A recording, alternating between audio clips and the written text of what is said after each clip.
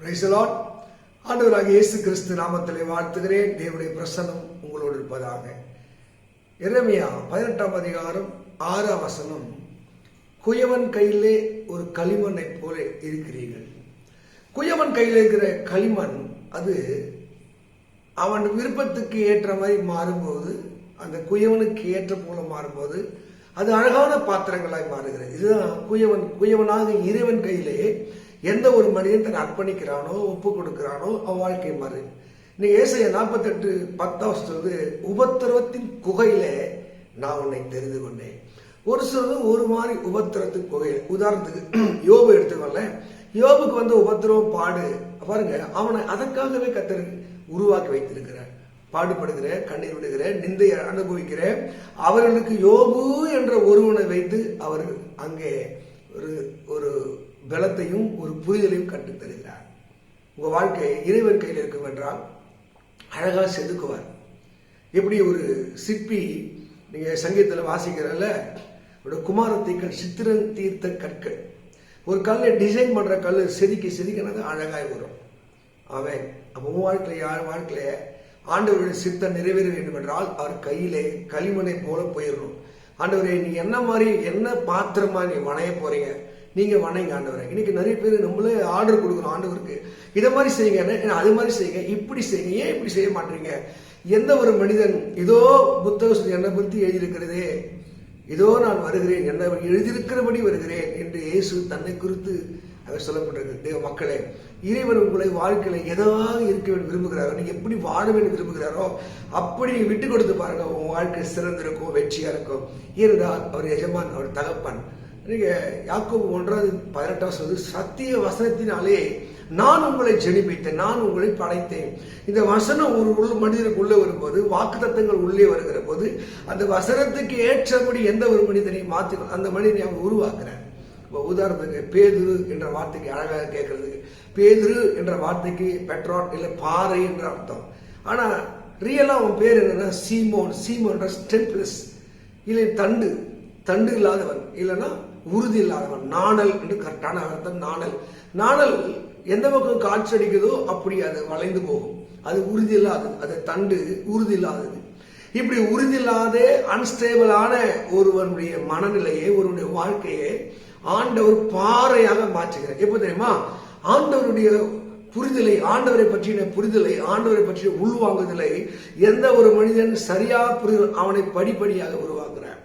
முதல்ல அவனுக்கு கீழ்ப்படிவு பார்த்தார், கீழ்ப்படிங்க, ஆழத்தில் கொண்டு போய் போடணும்.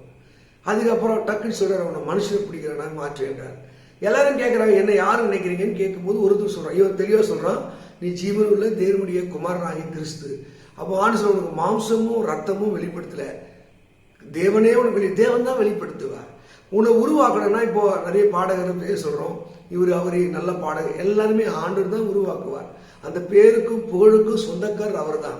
உங்க நாவு விரைவாய் எழுத்தா, நீங்க நல்லா பேசுறீங்களா, நல்லா பாடுறீங்களா, நல்ல இசை மீட்கிறீங்களா, இல்ல சபையை கட்டுறீங்களா, ஊழியத்தை கட்டுறீங்களா, ஊழியத்தை கொடுக்குறீங்களா, தாங்குறீங்களா? தேவன் கையில நீ ஒரு களிமண், அந்த களிமண்ணை ஆண்டவருடைய சித்தத்துக்கு, ராஜ்யத்துக்கு அவர் வணைகிறார். இதுல சலித்து கொள்ளவோ, விருத்து கொள்ளவோ, பெருமையாக சொல்லவோ ஒண்ணுமில்லை. பாடலை அவர் தான் கொடுக்கிறார், பாட வைக்கிறது அவர் தான். நம்ம விட திறமையான பாடகர், திறமையா எழுதக்கூடிய, திறமையா வாசிக்கக்கூடிய எவ்வளவு பேர் இருக்காங்க, நிர்வகிக்கக்கூடிய பினான்சியல் அந்த நாலேஜ் உங்களுக்கு தெரிய போயிருக்கிறாங்க. ஆனா ஒன்றுமில்லாத நம்மை உருவாக்குற ஞானிகளை வெட்கப்படுத்தும்படி அவர் பைத்தியங்களையும் பேதைகளையும் தெரிந்து கொண்டார். தேவ மக்களே, இன்னும் நீங்க சிறந்தவர்களாக இருக்க வேண்டும் என்றால், சித்திரம் தீர்த்த தைலாடியா இருக்க வேண்டும் என்றால், சித்திரம் தீர்த்த கற்களாக இருக்க வேண்டும் என்றால், ஆண்டவருடைய கைக்கு நம்ம போயிடணும், தேவ கைக்கு போயிடணும். இயேசு தன் உபத்திரவத்தை, பாடுகளையும் தன்னுடைய வெளிப்பாடுகளையும் வரும்போது அவர் சொல்லுகிறார், என்னுடைய சித்தத்தின் அல்ல உம்முடைய சித்தத்தின்படியே ஆகணும். இன்னைக்கு ஆண்டவருடைய சித்தம் என்னவா இருக்கு? உங்களுக்கு எதற்காக இயேசு அழைத்தார், எதற்காக இந்த பூமியில கொண்டு வந்தார், எதற்காக அவர் இந்த பூமியில படைத்தார்? குயவன் கையிலே ஒரு களிமண்ணை போல ஒப்பு கொடுங்க. ஏசப்பா சத்தம் கேட்குது, நிறைய பேர் கேட்குது, நிறைய பேர் கேட்கல.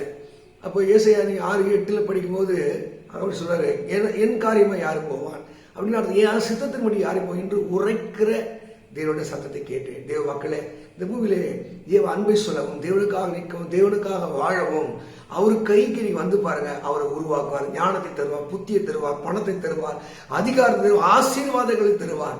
ஆண்டவரே சித்துக்கு போடுங்க. அதுதான் யோவான் 12:26 ஒருவன் எனக்கு ஊழியம் செய்வானால் அவன் என்னை பின்பற்ற கடவன். அப்போ நம்ம ஆண்டவருக்கு ஊழியம், அவரு பின்னாடி போனோம். அவர் என்ன கேட்கணும். ரெண்டாவது, நான் எங்கேயோ என் ஊழியக்காரன் அங்கே இருக்கிறான். அப்போ பாருங்க, ஆண்டவர் இருக்கிற இடத்துல தான் நம்ம இருக்கணும். ஓகேவா? நம்ம இருக்கிறது அவரு கூட கூடாது. அவர் இருக்கிற இடத்துல வந்து அவர் சித்தத்தை அறிந்து, எஜமான சித்தத்தை அறிந்து முடியுது. ஒருவன் கர்த்தருக்கு ஊழியம் செய்தால், ஒருவன் ஊழியம் செய்தால் அவனை கனம் பண்ணுவார். அப்படின்னு அர்த்தங்க, இறைவனுடைய சித்தத்துக்கு நீங்க ஒப்பு கொடுத்து பாருங்க, உங்களை கனம் பண்ணுவார். தெய்வம் எதற்காக அழைத்தாரோ, எதற்காக தெரிந்து கொண்டாரோ, ஆண்டவரே ஏதோ நான் களிமண்ணை போல என் வாழ்க்கை ஒப்பு கொடுக்கிறேன், ஆண்டவரே வணையம். இப்படிதான் ஒரு கதை. ஒரு சிலையை வணங்கி கொண்டு ஒரு சிற்பி கீழே வந்தாராம். கீழே வருகிற போது அந்த படிக்கட்டு எல்லாம் பேசுதான், சாமி நானும் அந்த சாமி சிலையா இருக்கிற அந்த கல்லும் ஒரே மலையில தான் இருந்தோம். நீங்க பாருங்க எவ்வளவு ஓர வஞ்சனை. அந்த கல்லை நீங்க சாமியாக படைத்து எங்கள் படிக்கட்டாக மாற்றி விட்டீங்க, உங்க மேல எனக்கு வருத்தம்னு சொல்லி இந்த படிக்கட்டுகள் பார்த்து அந்த சிற்பியை பார்த்து பேசியதான். அப்ப சிற்பி சொன்னாராம், நானும் உங்களை அழகான ஒரு சிலையாகத்தான் வடிவமைக்கிறேன், செதுக்க செதுக்க நீங்கள் முரண்பிடித்து விட்டு கொடுக்காமல் கடினமா இருந்தபடினாலே நான் உங்களை படிக்கட்டாக உருவாக்கேன். இந்த சிலையோ என் ஆசைக்கு, என் விருப்பத்துக்கு தன்னை ஒப்பு கொடுத்தபடினாலே அதை அழகான சிலையாக நான் உருவாக்கினேன். அதை எல்லாரும் வணங்குகிறார்கள், வழிபடுகிறார். உன்னை என்னை எல்லாரும் வணங்கணும், வழிபட வேண்டும் என்றால் இறைவனுடைய சித்தத்துக்கு நீங்க ஒப்பு கொடுங்கள். அவர் கையிலே கழிவு போல ஒப்பு கொடுங்கள். அழகாய் நேர்த்தியாக உருவாக்குவார். கர்த்தர் உங்களை ஆசீர்வதிப்பாராக. God bless you. God bless you.